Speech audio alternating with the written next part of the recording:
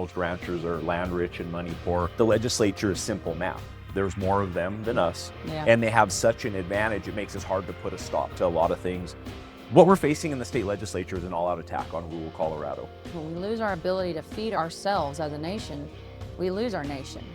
Food security is national security. We're historically a blue-collar, ag, common sense state, and then we've just kind of been attacked. Hey guys, welcome back to The Real Rule. I am your fearless leader, Clare Dunn. Today we have a really special episode for you guys. We are here at the historic Boggsville site in southeast Colorado. Above the fireplace here, you'll see Thomas Boggs. We are in the parlor of his home here at Boggsville, and this is the main house. But just north of the main house is where John Prowers, who Prowers County, Colorado is named after, and his wife, Amache, who was an amazing, heroic Native American. They lived with their family in the house to the north, and Thomas Boggs and his family lived here in this house. There's so much history here. I felt like this was a fitting setting for our next guest because John Prowers was one of the very first state legislators in Colorado. Please help me welcome to the show Representative for House District 47 right here in Colorado, Ty Winters. Hey everybody, welcome back to The Real Rule. Today's guest is none other than the amazing Ty Winters. Well, awesome, thanks for having me and thanks for setting this up. It was neat to go through the history and hear about this place, and for it to be in the district is awesome. So this is a great place for a podcast. One of the reasons, we wanted to have this discussion here because this place was an epicenter of so many things happening in rural America at the time. In America at the time, there was cattle ranching, there was trading, there was just so many small businesses that were right here.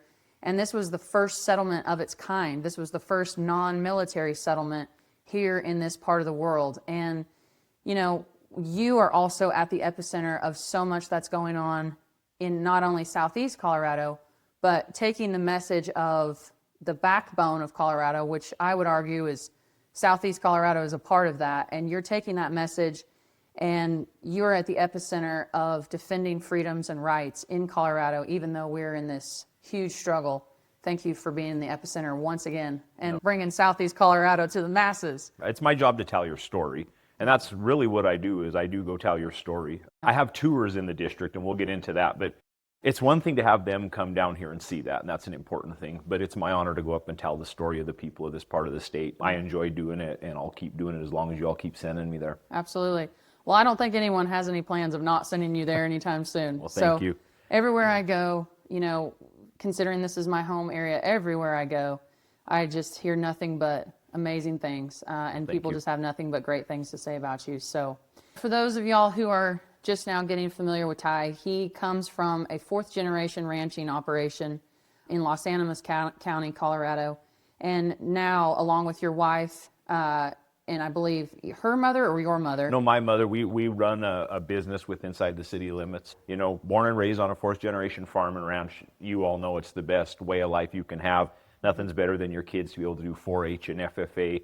We all know how those kids turn out in life. And then also run a small business with my mother and my wife. That's what we do more full-time now. As you all know, most ranchers are land rich and money poor. And it's getting harder and harder for ranches to sustain full families. You can remember growing up, a couple families would work a ranch and be able to survive. But we all know with what we've seen, unfortunately, a lot of our ranchers and farmers have had to take on other work. And pretty much do that on the side or as a hobby because it's really hard with the way the inputs are and everything that they face. So, but no, great way to grow up, great way of life, and it's good to still be living out on that place. Talk to us a little bit about some of the fights you face in the legislature concerning agriculture. Obviously, you come from an ag background. It's deep in your family's heritage, which I know is why you care about it so much.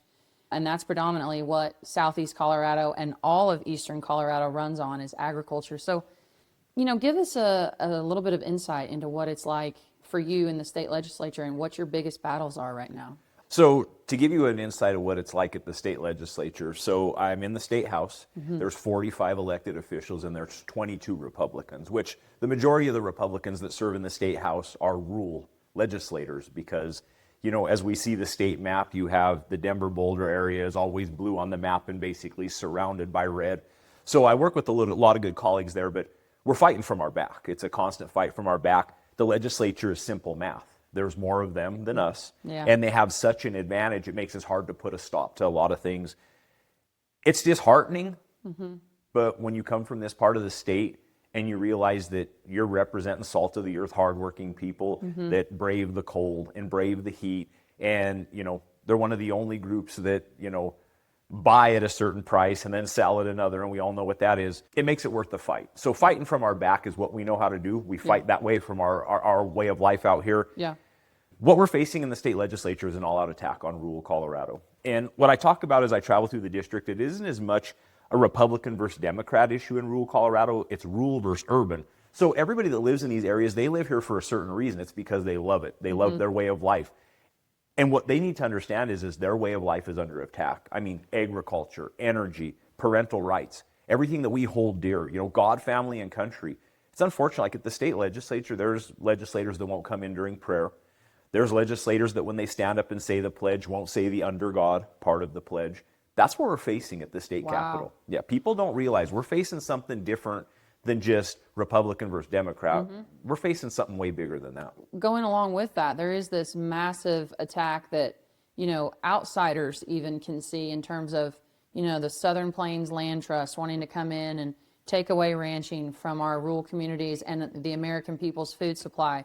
There's all these radical efforts wanting to protect a plague-carrying rodent that, you know, is a pest not unlike a rat or a mouse, which American people don't tolerate inside their homes, but yet these radicals want ranchers to tolerate those pests inside their operations.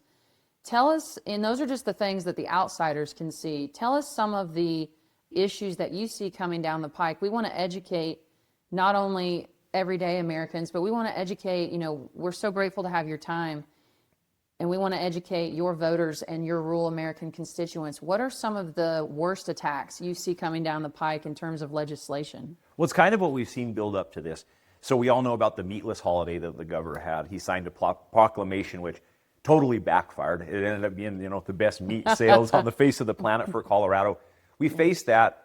You're right. We have seen a land board that's anti-agriculture. We have seen somebody be appointed to the land board who was part of the Southern Colorado Land Trust that we saw over in Baca County, and that didn't go so well for them. So we're seeing an erosion of private property rights. Okay. The government, it seems like they want more and more to be able to get on your property to protect the ferret and protect the greater prairie chicken, to protect the prairie dog. So it's almost, they're trying to take their belief system and wrap them around a way of life that doesn't work. You talk about the land grabs. You know, I come from Los Animas County, so we dealt with it with the coal miners when they built Trinidad Lake. The Army Corps of Engineers had to take that piece of property by eminent domain. There were coal camps there and build a lake, which was good for the community, but that's what started it. And then we have the Pinon Canyon Maneuver Site, you know, which started the Just One More Acre movement, which Kimmy Lewis was part of, ex-representative, you know, great representative for this area who we lost too soon. So we've seen that encroachment on land. And then we hear about the Comanche, that this gentleman writes the report from Texas, never sets foot on Comanche, and then, like we're here at the Boggsville resident, these were type of houses they were saying had an impact, a population impact on those pieces of properties. They were taking these little communities that sprung up during the days that we're talking about that have turned into ghost towns and actually saying that they have an impact on those areas. So there's no truth anymore when it comes to what we're facing at the Capitol. We saw the Pause Act. Remember, they tried to get that on the ballot where basically would stop you from farming and ranching. You wouldn't be able to artificially inseminate.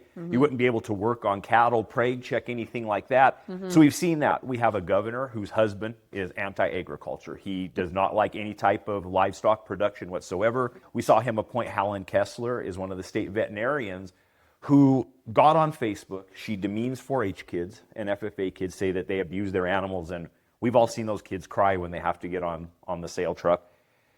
She said that ranchers and farmers were lazy, nasty people who didn't want wolves in Colorado.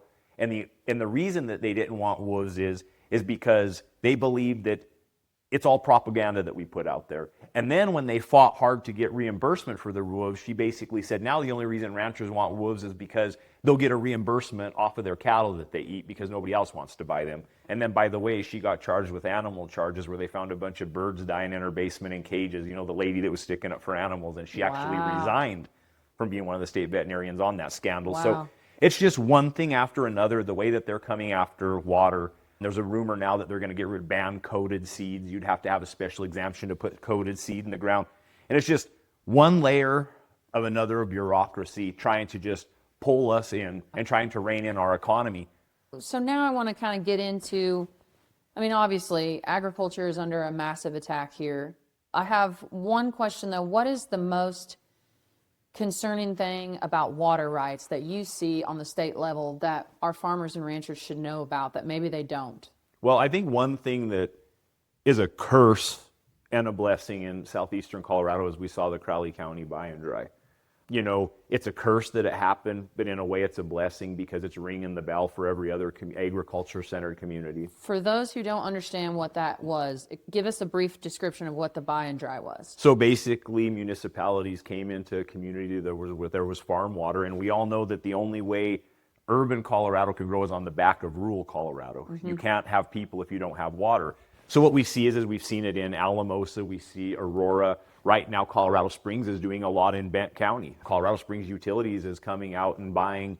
So what happens with that deal is if a rancher or a farmer has water rights and they flood irrigate, which we found out this was the first group of people to flood irrigate in the West today. Yeah. They come in and they check your soil and they say, okay, you're flood irrigating and you have this much water running off the backside. If we come in and put pivots and we irrigate more efficiently, we put in the pivots for you, but whatever you lost in runoff, we now pull and move upstream, if that makes sense. So they're buying basically what they say is the farmer's waste going down the ditch without concern of what's happening further down or what it's going to do to wells over time. But that's what we saw in Crowley County. And Aurora, I mean, every city is pushing and pushing. They're pushing farther east because the mountains have got them contained in. And as they push farther east and they build more houses, they need more water. Okay, so today's episode is brought to you by the amazing folks at the Boggsville Historical Site, located just about 2 miles south of Los Animas, Colorado. Whether you are from here or this is a trek for you, I highly recommend you guys get here and take a tour of this amazing site. This is legacy amongst not just Southeast Colorado, but Colorado at large. One of the very first ranches in Colorado, bustling community of tradesmen, traders, ranchers, livestock producers. You've got to come take a tour. There's 2 ways to take a tour. You can either do a guided tour between late April and mid-October, and they don't even charge a fee. They just ask for a donation. I highly recommend the donation. You can also do a self-guided interpretive tour of the grounds and the walkways any time of year, 24/7. That's also for free, but we here at The Real Rural highly recommend a donation. The Bent County Historical Society are the ones who make this possible. They are a group of volunteers, local people who got together several decades ago, and they poured their time, their money, their resources, their efforts, their energies so preciously to get Boggsville brought back to life. They're relatively new in the grand scheme of historical sites, so anything you can do to spread the word, please share this episode just for the fact to bring more attention to Boggsville because, like I said, I grew up in Southeast Colorado and I didn't even know this was here until about a year ago. I came here, took a guided tour, I just fell in love with it. Amazing news as well. If you are unable to take a guided tour between April and mid-October, they can't guarantee that they can accommodate everybody. But if you would like, give them a call, leave a message here, and if someone is able to accommodate you, they will do their best to give you a tour outside of the normal season. That number to call is 719-456-1358. Again, that's 719-456-1358. Also, you can rent this space for special events. If you want to do that, please give that same phone number a call. They've had weddings out here. They've had reunions out here. Just to be here is awesome, and you really can feel all the history that this place holds, and it's so legendary. For more information, please visit bentcountyheritage.org. Thanks so much to everyone at Boggsville and Anita for pulling this all together. If you could speak to, the opposing side for a minute. What is it that you see that maybe is being kept from them by their own party, by their own side, and in a way that, we could recruit them over to our side because obviously their side isn't fixing the problems. They're only making them worse. Right. So Hold on. Food security is national security. So you'll be walking down the street in Denver and you'll see a poster, cattle are sucking the Colorado River dry, as we talk about methane and ozone. So they're painting this picture that the beef industry is the bad guy. And we all know that that's happening. What I have found that is the best thing is the tours. So Rep. Lewis started this back when she was in the legislature, and she started bringing legislators that she had made friends with on the other side of the aisle down into her ranch, the Muddy Valley in Kim, Colorado. So when I ran, that's one thing I did say. Yeah. She's the one who got me started in this whole mess. So I'm like, hey, she did it right. I'm going to start doing the same thing. So myself and Senator Pelton lives in Cheyenne Wells. He's another country boy. We had a tour, and it started on the northeastern part of the state with Senator Pelton, his cousin, and Representative Holtorf at the time. And it moved all the way down to the southeast corner of the state. They went to a lamb slaughtering facility. We went to Knapp's Market. And to see those legislators come out there and say, I've never been in a place this quiet. You mean there's not a hospital here? You only have one grocery store. That's how I think that we have moved the needle with these people. And I think that's the only way we move forward. We were just out on Clare Dunn when he's president of Colorado Independent Cattle Growers. We were just out in Kim. And I literally took an inner city Denver school board legislator and walked her through Kim's school. So the thing is that a lot of them have never seen this. She walked through and she goes, I've never seen anything like this. So I think the way we move forward is getting them into our district to see the real impacts, because exactly what you're talking about is we see agriculture be pulled out of these communities. When you don't have the water, then you don't have the parts store that hires the dad and the mom's working at the school, and it affects the whole economy. I think the mistakes that they're making is, I think that people don't really realize the end goal of all this. It leads me into a bill that myself and Senator Pelton passed last year. We never thought had a chance. The labeling of sow-grown meat. We all know that there's a big push for this. Actually, the Trump administration has started talking about this, and it was really neat because we got an email coming from the federal government saying, hey, you're ahead on this, and we're glad that you actually did something. Amazing. I want to pause you there. For those of y'all who may not know, he's referring to lab-grown meat, which, obviously is where they take cells in a petri dish and they get them to replicate. And, a lot of people are even saying that there's some cells that don't quit replicating, and then you're putting that in your body. So walk us through. You had that bill against the lab-grown meat, and you got a letter from who again? So I can't remember, ma'am. We get so many emails, and basically what they were saying was, hey, we're looking at the regulation of cell-cultivated meat because there's no federal USDA regulations around it, which they tried to stop us at the Capitol by saying, well, we don't want to do anything until the federal government was. And I'm like, don't you know what federalism is? And that's a whole other thing. Yep. But basically what it is... States' rights. Right. We're not banning cell-grown meat. We are making you label it. It's a choice bill. Here's the deal. You walk into the grocery store. We know that our protein products are going to beat cell-grown meat any day of the week. But when you put them next to each other, believe it or not, they don't look much different. So the person should be able to know what they're putting in their body. Absolutely. For the reasons that you said. So we never thought that bill would pass. We were able to get the chair of the Agriculture Committee on it, and Senator Pelton was able to land a Senate Democrat who's a nurse that was like, people shouldn't be putting that in their body. And we passed it unanimous through both the House and the Senate. The governor threatened to veto it. He'd come down with because seriously, that's how it works. We call his office the third chamber. He comes down, he sends his guy down and says, well, we would like to see these amendments put in this bill. And myself and Senator Pelton literally said, it was, the old standoff, and we're not going to blink. The bill ends up getting signed because we had enough colleagues on the other side of the aisle that was willing to roll the governor's veto. I don't know how we got that done either, but the bill ended up getting signed. Now, don't get me wrong, the governor slighted us. A lot of times when he signs bills, sometimes he'll give like a little statement on them, and he talks about how you don't want to get into labeling because maybe someday somebody would come out and want to put a label of the carbon footprint of that pound of beef that you're buying at the store so people know that was the pushback threat that maybe that'll come. But no, it was successful, and it's exciting because, we're in a free market. So banning I hear people ban cell-cultured meat. I'd rather whoop it on face value and put ours next to theirs and say, hey, what are you going to choose? And we win that fight every day. Absolutely. But it's good to have it in law now. Oh, absolutely. And what an amazing thing. I had no idea that you guys had done that. So even I'm learning something here, which I apologize for my ignorance there. It's exciting. Then again, that's why we have these podcasts so that I can learn too. That is amazing. And thank you so much for that. It was awesome. On behalf of every rancher in America, and other states, I know a lot of folks in a lot of positions watch our social media and now this podcast. So, If you need to know how to pass a bill about labeling lab-grown meat, here's your guy, Ty Winters. So Thank you. that is amazing. What an incredible deal. So I want to kind of move into, you mentioned the carbon credits. I don't know if you deal with much of that on the state level or the carbon footprints, but do you have any thought there? Yeah, basically my whole talk with, and I say this all the time, is we clothe you, we feed you, and we heat your homes. That's what rural Colorado does for the rest of this state, and that's what rural America does for the world. The world. So I would say that when we look at this issue is energy production, and that's huge to rural and southeastern Colorado. We know it supplements the income of a lot of farmers and ranchers. In my county, we're near the coal mines, so we have some unbelievable coal bed methane that is some of the cleanest in the state. You can pull it straight out of the ground, put it in the furnace without any refining. But we've seen that be shut down. It affects and it travels out into this area because there's gas in this area.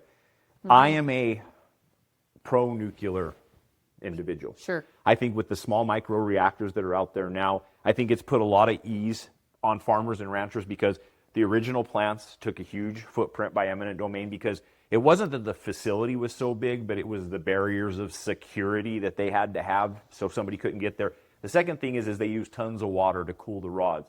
Well, now technology has come so far, they can put these underground. They're about the size of a Walmart in its parking lot. That's the footprint of the whole plant. These microreactors can go underground. And the second thing is now they have air-cooled rods, and then they have rods that are cooled in molten salts. And that's what they're building in Wyoming right now. So say the rod overheats, you dump it in this salt solution, it cools it, it encapsulates it. So the technology is unbelievable. The reason I think that those should be here is we need the jobs. Imagine if we had a couple of these plants smattered throughout southeastern Colorado.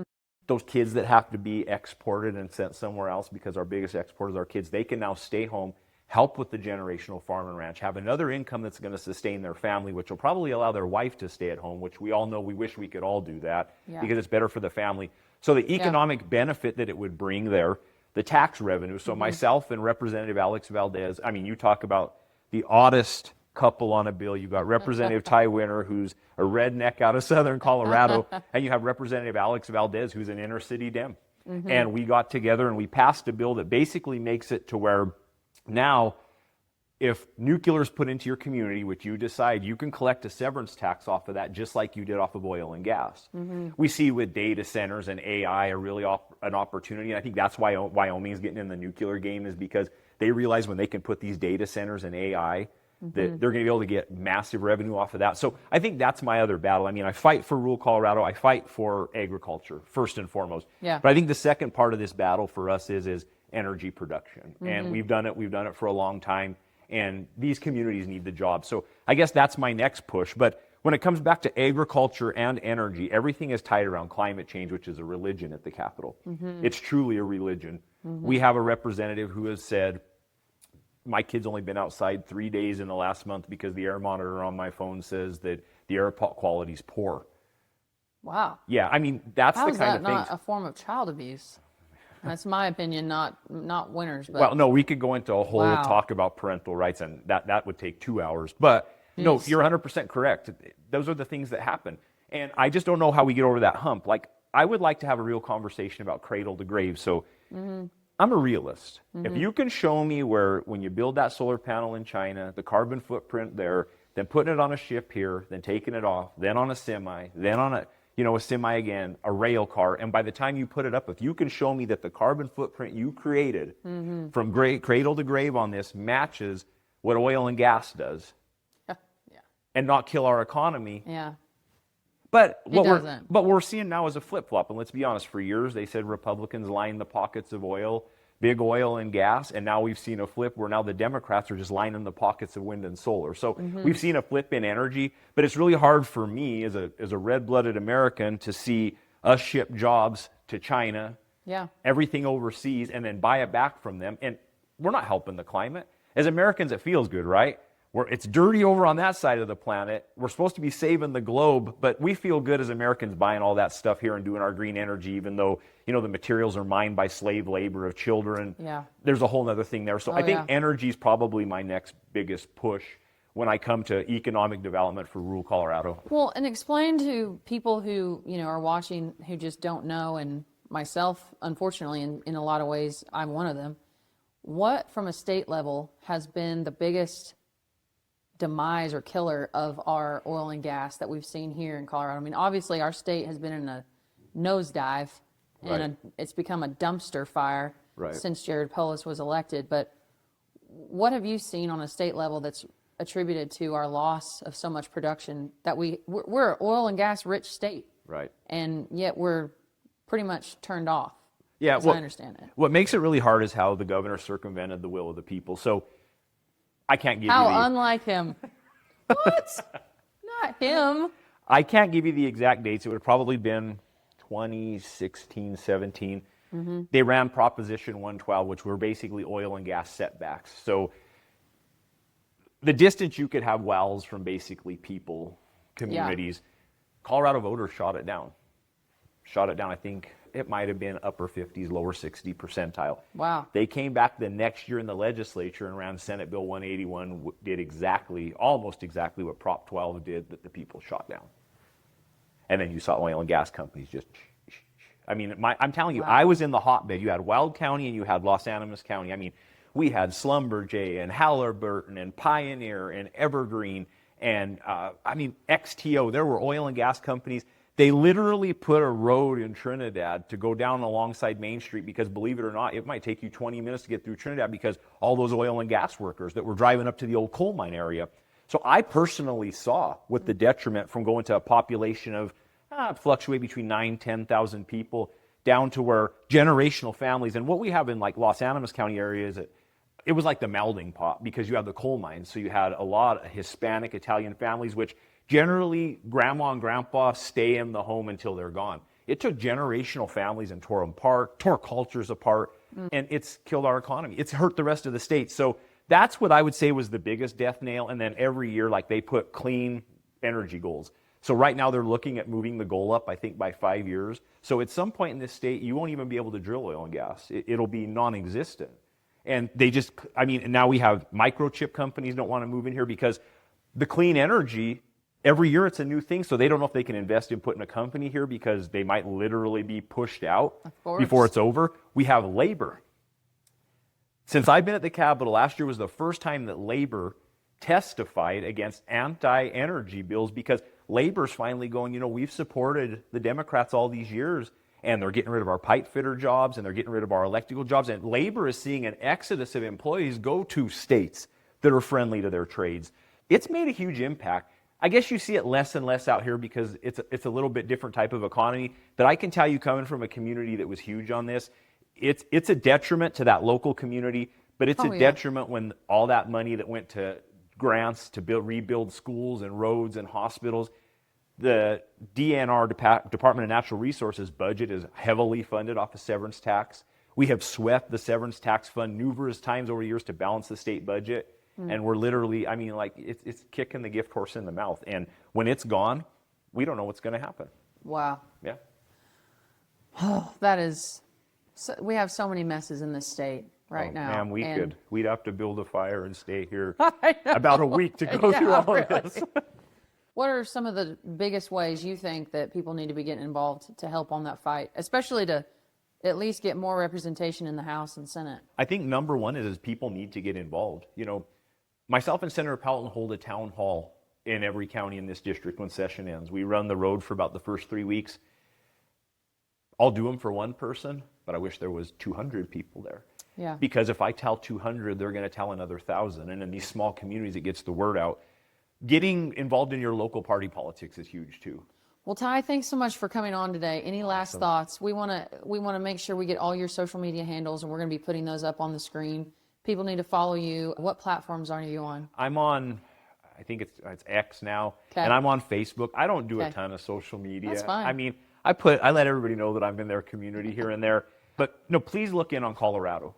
Please take a look. Please go to your local meetings. Please prop up the people. Please start going back to church. We need the veil to be pulled off.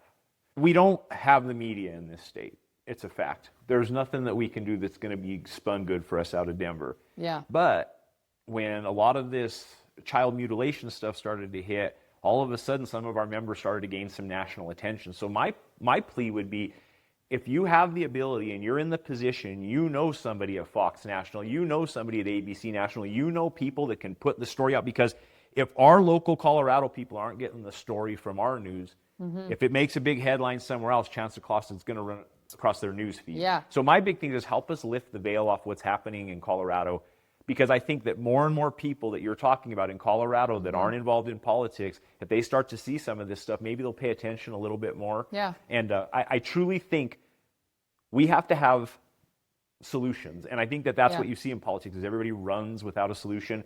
Us as Republicans have to bring our solutions to the table, and we have to prove to these people, number one, that we deserve their vote for these solutions. But part of that is us being able to crack that door, and that comes back to the education piece and breaking those barriers of local media. And I think that nowadays, you all know with social media, when these big news organizations start to push this stuff out, it starts to drop in your feed, and maybe it'll get people just to think a little bit. That is an amazing point, because, obviously I know we've had a huge influx of population from people from all over the country moving to Colorado over the past decade or so.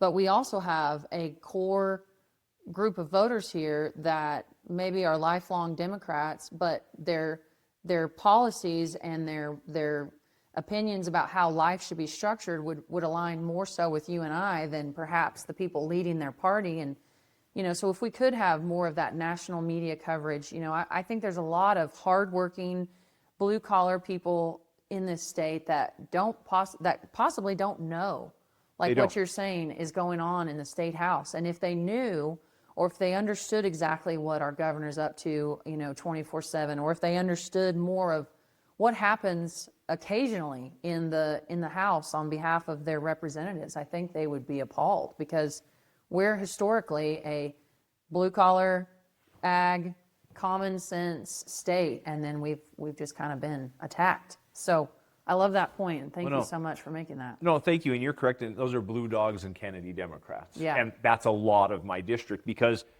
they don't want to, they're God family country, fiscally responsible. They don't want to see some of the, I guess, far left agenda items that we see, and they're voting with us.